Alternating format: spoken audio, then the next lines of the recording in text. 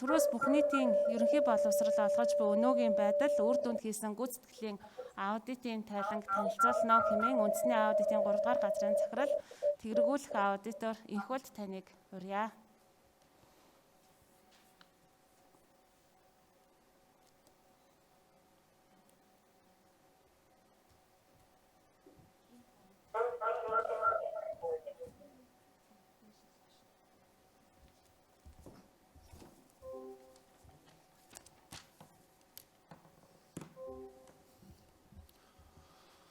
За сайн байцгаана уу. Бүгдээрэнд нь өглөөний мэнд хүргье. Үндэсний хэлцүүлэгт улсын хэмжээнд цахимаар улс орны өнцөг болон бүрээс оролцож байгаа болон танхимд хүрэлцэн ирсэн эрхэм зочид та бүхний хэлцүүлгийн үйл ажиллагаанд амжилт хүсье. За төрийн аудитын байгууллагын зүгээс сүүлийн жилүүдэд бол төрийн аудитын бодлогоор хэрэгжүүлэх аудитын хүрээнд боловсролын салбарын бүх шатны үйл ажиллагааг хамруулан авч үзгээр ингэж төлөвлөсөн байгаа. Үүний хүрээнд бол 18-19 онд бол сургуулийн өмнөх боловсролын үйл ажиллагаанд ямар асуудлууд шийдлээ хүлээж өгнө гэдэг дээр бол аудит хийж үр дүнгийг гаргасан. За өнгөрсөн жил бол энэ жилийн эхний хагаст бол ерөнхий боловсролын үйл ажиллагаанд ямар асуудлууд шийдлээ хүлээж өгнө гэдэг дээр бол анхаарал хандуулж аудит хийсэн байгаа. Ирэх оныхт бол ихтэй сургуулиудын үйл ажиллагаа гэж ингэж үе шат бүрээр нь тусгаалan авч үзэж аудит хийж байгаа. Тэр аудитын байгууллага хүний болон санхүүгийн нөөцтэй хамааруулаад бусад бас олон асуудлыг судлах шаардлага байдаг учраас энэ бүх асуудлыг тодорхой нэг жилийн хугацаанд юм уу нэг улирлын хугацаанд нэгтгэн судлах болцоогүй учраас ингэж төлөвлөн бодлогоор авч хэрэгжүүлж байгаа. За тэгээд мөн сүүлийн жилүүдэд бол боловсролын салбарын удирдлагууд бол төрийн аудитын зөвлөх үйлчилгээнд нэлээд анхаарал хандуулж хамтран ажиллаж байгаад бас талархал илэрхийлмээр байна. За өнгөрсөн эхний хагас жилд бол боловсролын сайд мөн энэ боловсролын салбарт хийгдсэн аудитын үр дүнгуудын талаар улсын хэмжээнд бол боловсрол соёлын газрын удирдлагуудыг оролцуулан бас ийм аудитын үр дүнгуудыг танилцуулж харилцан мэдээлэл солилцсон ийм арга хэмжээ зохион байгуулсан. За энэ удаад мөн иргэний нийгмийн төлөөллүүдийг оролцуулаад ингээд бас аудитын үр дүнгийн талаар мэдээлэл сонсож байгаад хэлцүүлэгт урьж оролцуулж ач холбогдол өгсөн та бүхэнд бас талархлаа илэрхийлэх зүйтэй авах гэж бодож байна.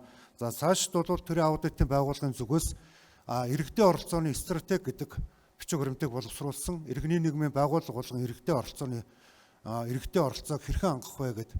За мөн харилцагчлалуудын оролцооны стратеги гэдэг бичиг баримтыг боловсруулсан. Энэ хүрээндээ бол аудитын мөрөөр хэрэгжүүлэх үйл ажиллагаа болон аудитын төлөвлөлтийн үе шатанд иргэний нийгмийн байгууллагууд бусад байгууллагуудынхаа саналыг ингэж сонсоод ач холбогдлоор нь нэрмэлэн аудитын сэдвийн төлөвлөлтөнд оруулахаар ингэж ажиллаж байгаа учраас та бүхний энэ идэх оролцоо санаачлаг маань аудитын сэдв, аудитын үр дүнд бас их ач холбогдолтой шүү. Тийм учраас энэ төрийн бус байгууллагуудын үндэсний сүлжээ холбогдох байгууллагууд маань нэн яралтай аудит хийх шаардлагатай үйл ажиллагааны талаар аудитын төлөвлөлтийн үе шатанд бол саналаа өгч оролцож байвал бас хамтын ажиллагаа маань илүү үр дүнтэй болох байх гэдэг ийм саналыг хэлэх гэж байна. За тэгээд өнөөдрийн сэдвийн хувьд бол боловсролын салбарын санхүүжилт гэдэг ийм өргөн хүрээнд яригдчихээн. За манай аудитын хамар хүрээний асуудал бол ерөнхий боловсролын сургуулийн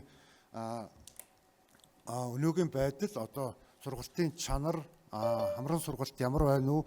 За тэр хөвсөх зардал болон бусад санхүүжилттэй холбоотой асуудлыг хамруулсан байгаа. За мөн аудитын багт оролцож ажилласан манай аудитын багийн төлөөллүүд бас ирсэн байгаа учраас та бүхэн эндээс бас нэмэлт тодруулга асуултуудыг бас асууж ярилцаж ингэж явах боломжтой юм аа. За тэгэхээр энэ аудит маань нэлээд өргөн хүрээнд хийгдсэн учраас ерөнхий шийдэл хүлээсэн асуудлуудыг бол товчлон оруулсан байгаа. Ягаад гэвэл бидний цаг байгаа учраас энэ дээр та бүхэн маань дэлгэрэнгүй энэ ерөнхий наривчилсан мэдээлэл орсон тайланг бол аудит сегмент сайт дээр бүрэн ихээр нь тавьсан учраас энд дурддагдж байгаа асуудлуудын нотлох баримт тодорхой кейсүүд наривчилсан судалгааг бол тэндээс дэлгэрүүлээд хараад аудитын байгууллагатай бас саналаа солилцох юм боломж байгаа шүү гэдгийг хэлье. За ингээд үндсэн ихтгэлтэй оръё.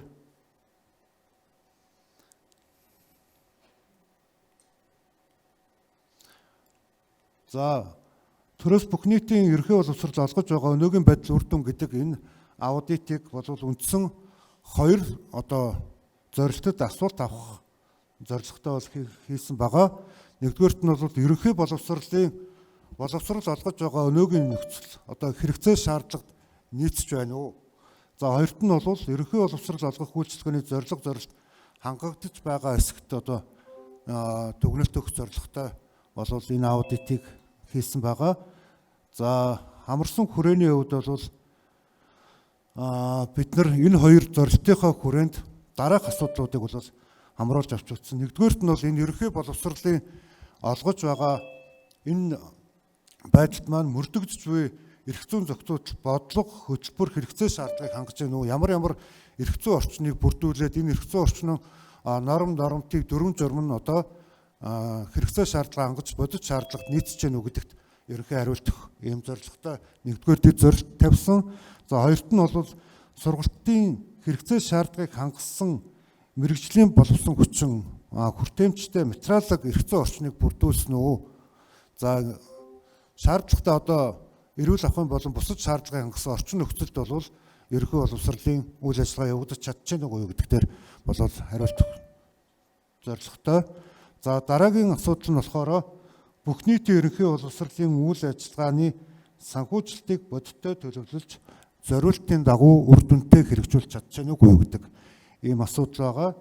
За хоёр дахь зорилтын хүрээнд бол ерөнхий боловсролыг олгох хөтөлбөрт нийцсэн чанартай боловсрол олгож үүсгэх сургалтын чанарын үнэлгээ бодиттой хийгдэж чадчихна уу гэдэг ийм асуудал яригдж байгаа. За эцэст нь бол бүх нийтийн боловсрол олгох үйлчилгээнд тавилах хяналтыг ямар байгууллагууд ямар шатны хяналтууд явагдаж байна, энийг үр дүндээ хэрэгжүүлж чадчихна уу гэдэг ийм асуултуудад хариулт авах зорилготой бол аудитыг бол хийсэн байгаа.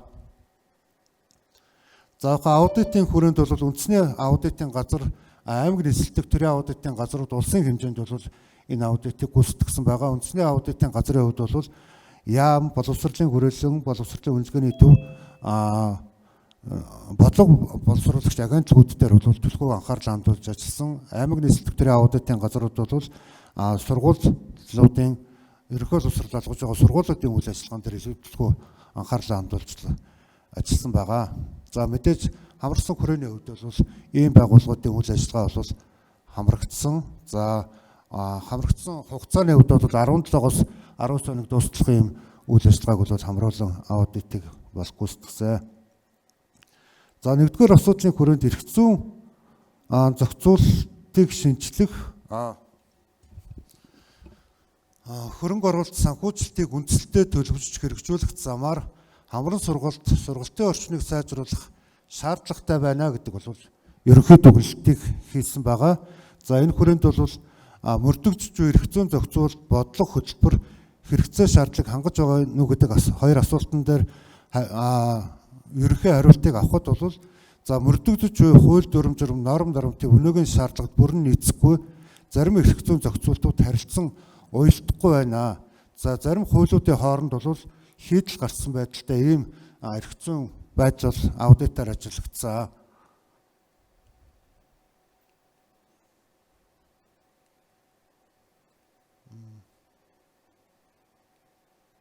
Энэ өмнөх нь очих уу? За дараагийнх нь болохоор мөн төрөөс боловсролын талаар баримтлах бодлогын баримтчиг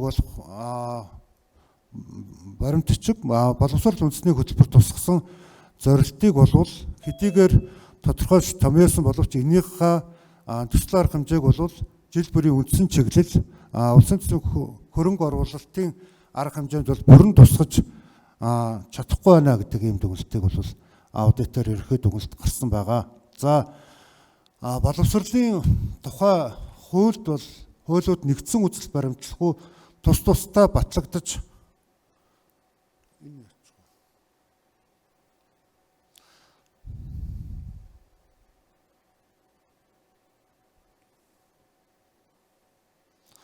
тус тусдаа батлагдаж харилцан уялдахгүй байна гэдэг ийм ерөнхий дүгнэлтийг хийсэн. За энэ дээр болохоор боловсролын тухай хууль бол 2002 оноос өнөө хүртэл 26 удаа өөрчлөгдсөн. За бага дунд боловсролын тухай хууль бол 13 удаа, гэх мэт одоо боловсролын салбарын хуулиудад бол тодорхой хэмжээнд нэмэлт өөрчлөлтүүд орж байгаа ч гэсэн харилцан бие биенийгээ нөхөх, харилцан бусад хуулиудтайгаа уялдуулах ажил бол хангалтгүй түвшинд байна. Энийг бол бид нар аудитын одоо наривчилсан тодорхой кейсүүдээр гаргаад улсын их хурлд бол энэ боловсролын салбарын багц хууль дээр одоо харилцан уялдах тал дээр анхаарал хандуулаач гэдэг зөвлөмжийг бол аудитээр өгч ижлсэн байгаа. За аудитын тайланд бол аль хуулийн ямар заалтууд хоорондоо уялдахгүй байгаа талаар наривчилсан кейсүүдийг бол тайланд оруулсан учраас энд бол тэр бүр дурдаад авах одоо боломжгүй цаг хугацааны үед. Тийм учраас тайлан дээрээс та бүхэн энэ асуудлыг бол харж болно. За мөн холбогдох хуульд зарим хуулийг шинжилэн батлахдаа энэ боловсролын тухай хуульд зохих нэмэлт өөрчлөлтийг оруулаагүйгээс энэ хууль хоорондын хийдэл бол гарсан ийм тохиолдлууд нэлээд гарсан. За боловсролын салбарын хуулиудад засгийн газар боловсролын сайд дангаараа болон бусад сайдуудтай хамтран одоо батлах дүрм журмууд байдаг. Эндээс бол 24 ийм зайлшгүй шаардлагатай 24 дүрм журмыг бол батлаагүй одоо хүрсэн байгаа. Энийг бол яралтай батлаа гэдэг чиг үүргийг бол бид нар аудитын дүгнэлт зөвлөмжөөр бол засгийн газар болон улсын хурлд бол хөргүүлсэн байгаа. За ямар хуулиуд, ямар дүрм журмууд мөн батлагдаагүй одоо хүртэл явж байгаа гэдгийг бол тайланд бол нэрээр нь бол задлж бичиж өгсөн байгаа. Энийг та бүхэн тэндээс дэлгэрэнгүй харах боломжтой. За мөн холбогдох хуульд заасны дагуу засгийн газар нэг суралцагчд ноогдох хувьсах зардлын хүүхдийн тооноос хамаарсан өсөн нэмэгт ихтгэл зургийг жил бүр шинжилэн батлаагүй зарим дүрм журмыг хуульд нийцүүлэн шинжилэн баталж мөрдүүлээгүй байна. Энийг бол 16 оноос хойш одоо хүртэл энэ шинжиллийн юмнуудыг бол хийгдэхгүй явж байгаа нь бол энэ асуудалд агуулгаар байна шүү гэдэг ийм анхааруулгыг бол өгсөн байгаа. За мөн боловсролын тухай хуулд боловсрол сургалтын байгууллагын өмчийн хэлбэрийн талаар одоо зохицуулт хангалтгүйгээс холбогд дараах сургуулиудын одоо статус нь тодорхойгүй ийм юмнууд бас нэлээд гарсан байгаа. За мөн одоо улсын бүртгэлтэй байгаа энэ сургалтын төрийн бус өмчийн сургуулиуд ялангуяа статус нь тодорхойгүй. Зарим нь бол сургалтын төв гэдгээр бүртгэлтэй, зарим нь төрийн бус байгууллага гэх мэт янз бүрийн байдлын хариуцлагын хэлбэрээр бүртгэгдсэн байгаа нь энэ бол асуудалтай шүү. Энийг энэ бүртгэлийн одоо хариуцлагын хэлбэрийг тодорхой болгож өгөхгүй бол болохгүй нэ гэдэг ийм юмыг бол аудитын дүгнэлтээр бол хэлж өгсөн байгаа. За төрөөс эрх зүйн хувьд бол иймэрхүү асуудлууд бол дурддагдаад холбогдох байгууллагуудад бол зөвлөмжүүд нь өгөгдсөн байгаа. За төрөөс боловсролын талаар баримтлах бодлого боловсрол үндэсний хөтөлбөр тусгасан зорилтыг жил бүрийн үндсэн чиглэлд бол бүрэн тусахгүй байна. Энийг бол улсын хурал дээр төсөв батлах үндсэн чиглэлийн төсөл арга хэмжээ одоо бол хөгжлийн жилийн төлөвлөгөө гэж баталдаг болсон тийм шинэ хуулиараа энэ дээр бол анхаарч ажиллах шаардлага байна гэдэг ийм ерөнхий дүгнэлтүүдийг бол хийсэн. За энийгээ бол бид нар улсын хурлын 16, 17, 18, 19 оны үндсэн чиглэлүүдийн зорилтуудад боловсролын талаар төрөөс өрөмжлөх бодлогын төсөл арга хэмжээнүүдийг шат шатны жилийн төлөвлөгөө хөтөлбөрүүдэд суулгаж өгөө юу гэдгээр бол тулгын бэлтгаажуулалт хийсэн. Энэ дээр бол энэ бол хангалтгүй байсан учраас энэ дээр анхаарч ажиллаач гэдэг юмыг их хурл засгийн газарт бол сангийн яам болон улсын их хурлд бол энэ чиглэлийн зөвлөмж дүгнэлтүүдийг бол өгсөө. За мөн боловсрол сонирхлын ухааны яам багшийн хөгжлийг дэмжих тухай хуульд заасан багшийн хөгжлийг дэмжих хөтөлбөр бол батлаагүй. За 16-аас 20 онд боловсролын мастер төлөвлөгөөгүй ажилласан боловсролын тухай хуулийн 38 дугаар зүйлд заасан холбогдох заалтуудыг хэрэгжүүлж ажиллаагүй байна гэдэг ийм одоо дүгнэлтийг бол хийсэн. За дараагийн асуудал бол хамран сургалт тэгш хүртээмжтэй бус суралцагчдын сурах хэрэгцээнд дэмжлэг үзүүлэх үс материалын орчин нөхцөл бол хангалттай бүрдээгүй байна гэдэг ийм дүгнэлт аудитаар гарч байгаа.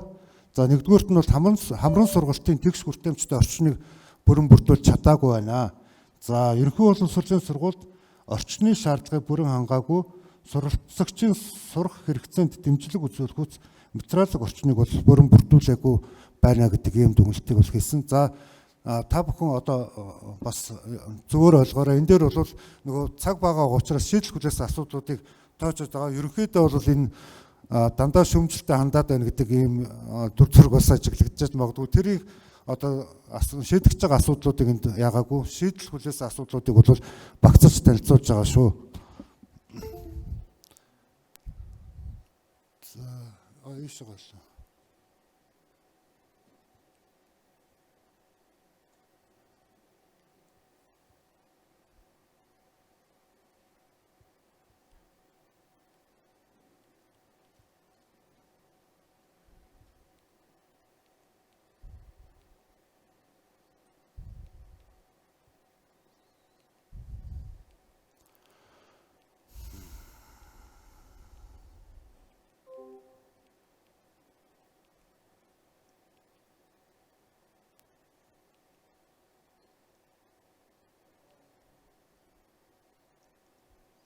За үндэсний хөтөлбөр бодлогын төрөөс баримтлах бодлогын хувьд бол энэ байгаа хэдий ч жил жилийн энэ төлөвлөгөө юмдаа суулгаж явах юм шаардлага байна гэдэг ийм ерөнхий дүгнэлтэнд бол хүрсэн. За хамран сургалтын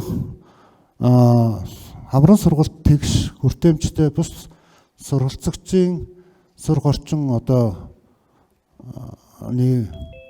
суралцагчийн сурах хэрэгцээнд дэмжлэг үзүүлэхгүй тийм материал орчин бол хангалттай бүрдээгүй байна гэдэг ийм асуудал дээр бол бид нар 3 асуудлыг тавьсан. За эхний хоёрыг бол сая дурдсан. За салбарын багш ажилтны ажлын байрны эрэлт хэрэгцээг бол тухай бүрэн тодорхойлж гаргахгүйгээс бол энэ дээр бол асуудал үүсэж байна гэдэг ийм дүгнэлтийг хийсэн. За энийг бол аймаг нийслэл тус бүрээр нь бол наривчлсан судалгаа гаргаад тайланд бол хавсралтаар оруулсан учраас тэн дээр та бүхэн бас энийг наривчлан харах юм боломжтой байгаа. За хамран сургалтын хөв хэмжээ нийтдээ бол улсын хэмжээнд бол за орон нутагт бол төрийн өмчийн 524 сургууль, за нийслэл 140 сургууль, за хувийн хвшлийн 38 118 сургуулиуд бол байгаа юм байна. За энэ дээр бол хамран сургалтын хөв хэмжээг бол харуулсан байгаа.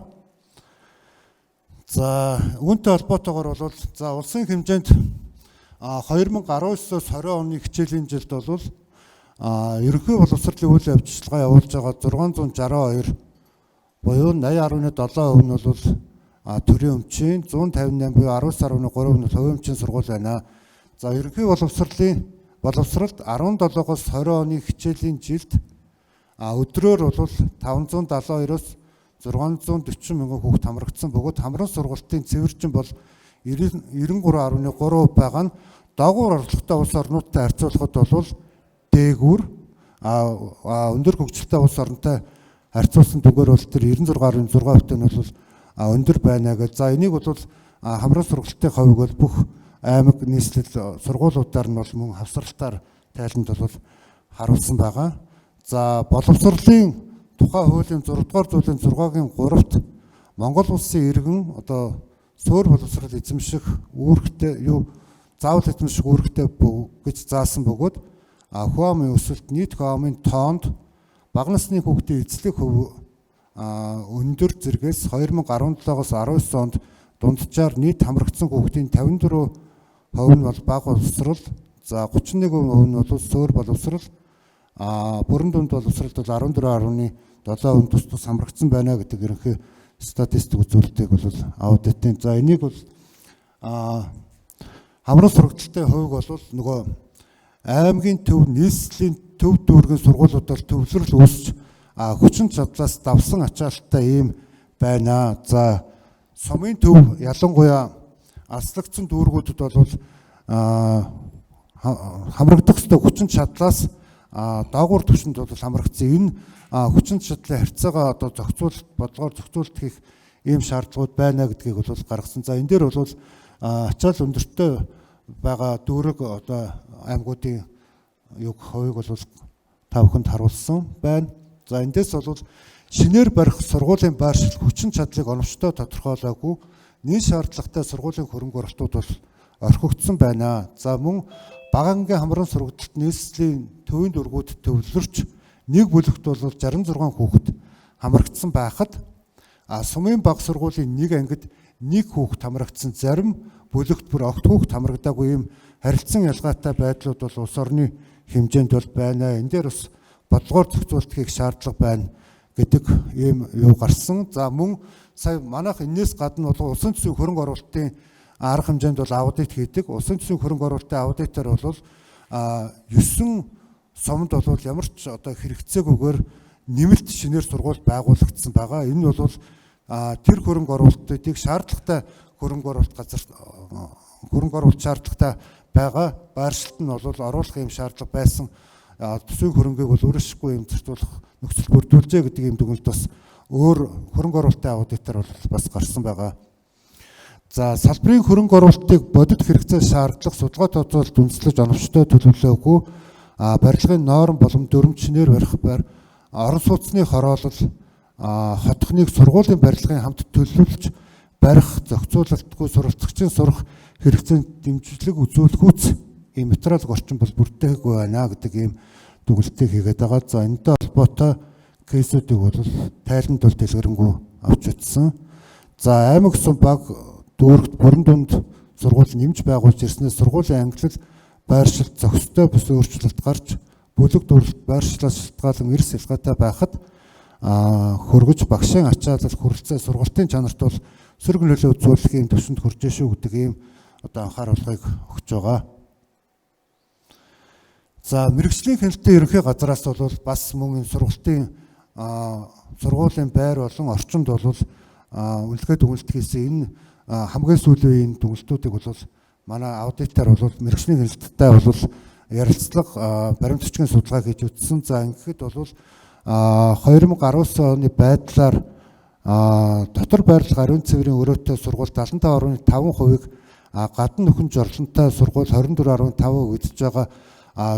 Өмнөх жилүүдтэй харьцуулахад өссөн дүнтэй байгаа хэдий ч за ариун цэврийн байгууламжууд нь бол сорулдаг ийм байгууламжууд байсан. Энийг бол энэ ахуй хэрэгцээ шаардлага бол сайжирсан гэх үндслэлт байхгүй байна. За мөн мэрэгжлийн хяналтаар бол шалгалтаар ийм дараах бол зөвлөмжүүд зөвхөн одоо сургуулиудын 25-аас 30%-ийг хамруулсан шалгалтанд 50% нь бол ийм нөхцөл байдлуудыг бол хангаагүй байна гэсэн дүгнэлт гарч байгаа нь энэ сургалтын орчинд бол анхаарах юм шаардлага бий болсон байна гэдгийг бол харуулж байна. Мөн бас нэг анхаарал татах асуудал бол 19 оны өдөр төрийн өмчийн сургуулийн 890 хичээлийн байр байгаагаас 34.2% нь бол 40-оос дээш жилийн насжилттай ашиглалтын хугацаа дууссан ийм байдалтай байна.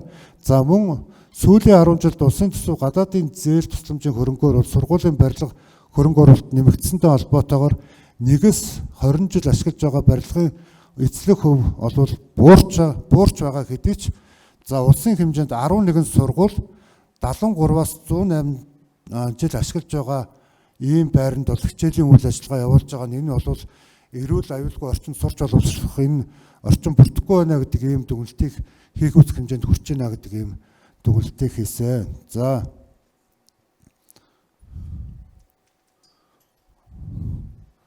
За дараагийн нэг асуудал бол төсвийн төлөвлөлт бодиттой бус тусгай зориултын шилжүүлгийн гүйцэтгэлд тавих хяналт бол сул байна гэж үзсэн. За хөвсөх зардлын дундаж нормативыг шинжилээгүйгээс төсвийн төлөвлөлт хуваарлт бол бодиттой бус байна гэдэг ийм ерөнхий дүгнэлтийг бол аудитор хийсэн. За дараагийн асуудал нь бол тусгай зориултын шилжүүлгийн гүйцэтгэл зарцуулалтад тавих хяналт бол сул байна гэдэг ийм дүгнэлтүүд ерөнхий дүгнэлтүүд гарч байгаа. За боловсролын салбарт батлагдсан төсвүүдийг бол оноор ингэж бол харуулсан байгаа. За энэ дээр бол оноор хэдийгээр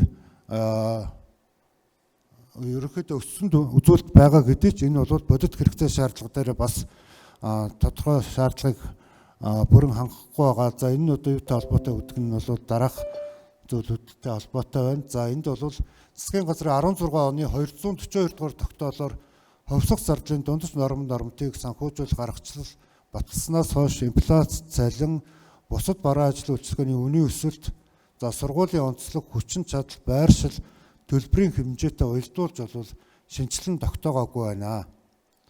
За ерөнхий боловсролын сургуулийн төсвийн дийлэнх хувийг өртүүлж байгаа цалингийн зардлын хэмжээг засгийн газрын 18 оны 264, 19 оны 24 дугаар тогтоолоор шинжилэн тогтоосон гэдэг ч хөвсөх зардлын нормативыг шинжилэн тогтоогоогүй.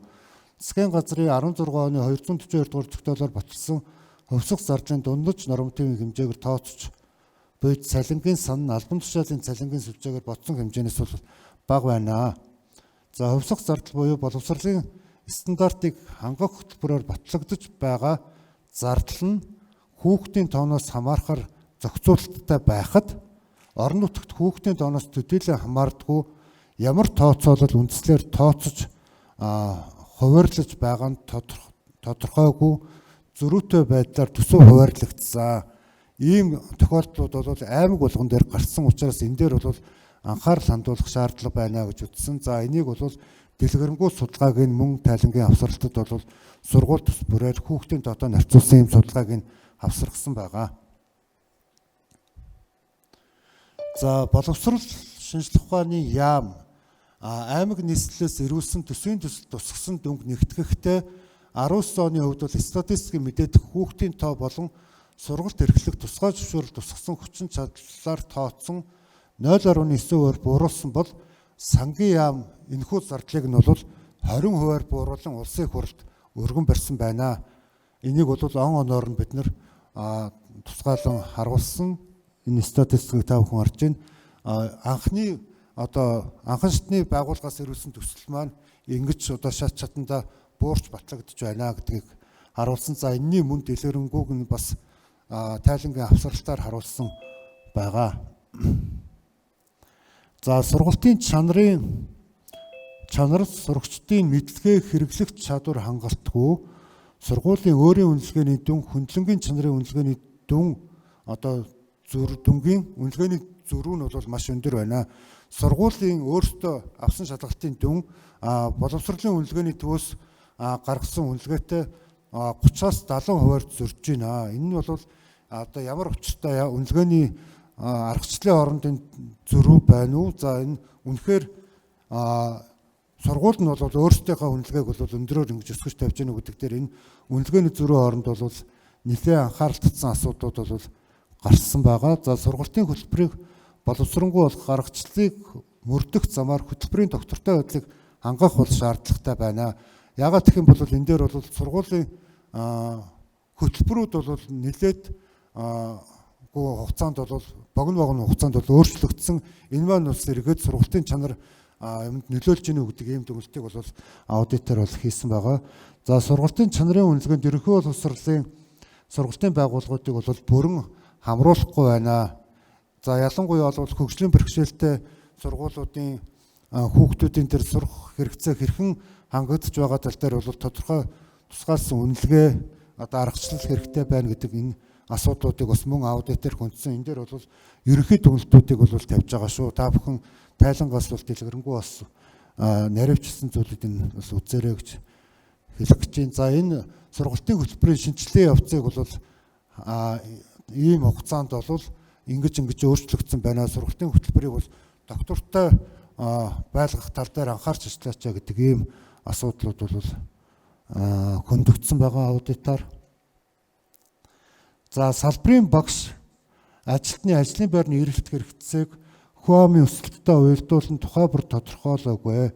Багшийн мэргэжилтэд дэвшлүүлэх институт, боловсрол соёлын урлагийн газар, багш үлдэгдэх ихтэй сургуулиудын үйл ажиллагааны уялдаа холбоо бол хангалтгүй байна гэдэг ийм бол яригдсан. За хүний нөөц хэрхэн бэлтгэе, хаана хүний нөөц ямар хичээлийн багш хангалтгүй байна гэдэг ийм судалгаанууд дээр үндэслэж энэ юмаа тооцохгүй төлөвлөхгүй байна. Дээрэс нь багшийн мэргэжил дэвшлүүлэх институтын үйл ажиллагаанд багш нарын чадхыг сайжруулах тал дээр бол анхаарал хандуулах шаардлага байна. Энэ нь бол харилцаа адилгүй байна гэдэг ийм дүгнэлтүүдийг бол аудитор бол гарсан.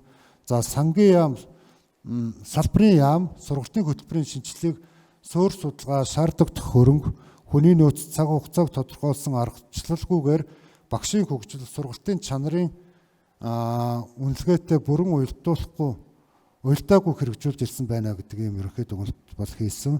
Сургалтын чанар хангалтгүй, сургуулийн өөрийн болон хөндлөнгийн чанарын үнэлгээний дүн хооронд дэмжрүү маш өндөр байна. Энэ одоо яг дүнгийн энэ дээр бол боловсролын үнэлгээнитэй бол үнэлгээгээ хийгээд тухайн сургалтын байгууллагуудаа бол хөргүүлдэггүй, юун дээр анхаарч ажиллах талаар одоо зөвлөмж өгдөггүй. Тийм учраас тухайн сургалтын одоо байгууллага нь аль хичээлийн ямар асуудлуудаар манайх одоо сургалтын чанар хангалтгүй байна гэдэг дээр дүгнэлт хийх юм харилцан эргэх холбоо уялдаа байхгүй байна гэдэг ийм юмнууд бол аудитор бол гарсан. За энийг бол тэр нөгөө салбарын дотоод болон хөндлөнгийн хяналт бол бас өөр нөлөө багтаа байна. Энэ одоо хяналт шинжилгээ үнэлгээний салбарын яамны хяналт шинжилгээ үнэлгээ дотоод аудитын нэгжийн үндсэн чиглэлийн хэрэгжилт бол хангалтгүй байна. Дээрэс нь сургуулийн зөвлөлийн хяналтын чиглэл хэрэгждэггүй, мэрэгжлийн хяналтын байгууллагын хяналт шалгалт бол зөвхөн сургуулийн орчноор хязгаарлагдж байгаа. Ийм дотоод хяналтын одоо орчин бол хангалтгүй байна. Зарим сургууль бүр дээр бол харилцан адилгүй байгаа.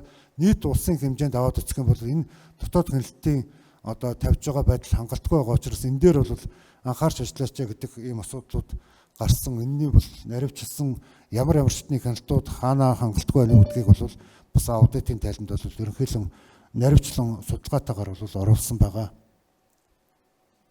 За энэ асуудлыг бол түрүүн ярьсан юм байна.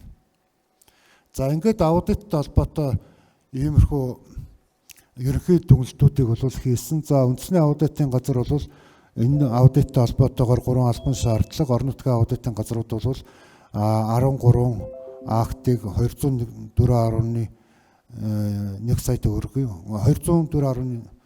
201.4 тэрбум төгрөгийн алдаж зөрчлийг илрүүлсэн. Албан шаардлага бол 40-ыг өгсөн. За энэ дээр бол ихвчлэн нөгөө нэг хэрэгжихгүй байгаа дүрм журам, батлаагүй байгаа дүрм журмаа батлаачаа гэдэг тал дээр бол албан шаардлага өгч ажилласан байгаа. За үүнтэй холбоотойгоор бид нар бол тэр аудитын байгууллагаас улсын их хурлд 1, засгийн газарт 1, сангийн сайдад 1, барилга хот байгуулалтын сайдад 1, за боловсрол соёл шинжилгээ ухааны сайдад 12, аймаг нийслэлийн иргэдийн төлөөлөгчдийн хуралд 1, аймаг нийслэлийн засаг даргад бол нэг зөвлөмжийг бол хэрэгжүүлж ажиллаачаа гэдэг ийм юмыг бол аймаг нийслэлийн удирдгуудад бол өгсөн байгаа. За ерөнхий энэ аудитын тайланг бол дэлгэрэнгүйгээр саяны асуудлуудыг наривчлан сонирхож үзье гэх юм бол манай аудит цэг минь гэсэн сайт руу ороод энэ одоо холбоосоор ороод дэлгэрэнгүй мэдээлэл судалгаатай танилцах ийм боломжтой байгаа. За анхаарал тавьсан та бүхэнд баярлалаа.